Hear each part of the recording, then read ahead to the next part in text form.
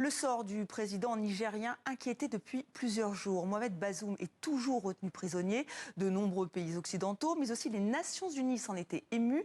Ces appels semblent avoir été entendus. Le président nigérien a reçu la visite de son médecin, selon un de ses proches, Hugo Barbieux. Il est retenu depuis le 26 juillet dans la résidence présidentielle de Niamey avec plusieurs de ses proches. Mohamed Bazoum, le président élu du Niger, apparaissait pour la dernière fois en public sur ces images en compagnie du président tchadien le 31 juillet. Depuis, son état de santé en détention inquiète. Le plan de la junte, c'est de le laisser mourir de faim. C'est le plan. Et nous avons très peur. Les rares éléments sur les conditions de vie de Mohamed Bazoum depuis le palais viennent de sa fille, Zazia Bazoum.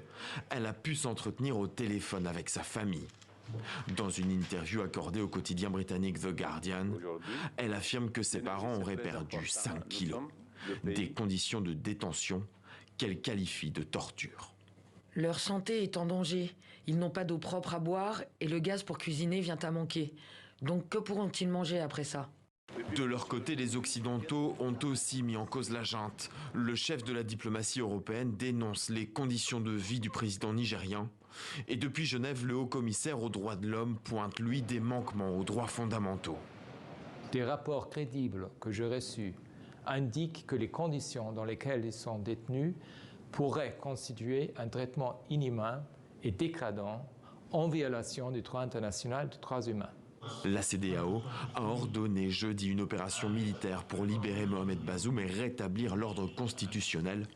En réponse, la junte à Niamey a menacé de le tuer en cas d'intervention militaire au Niger.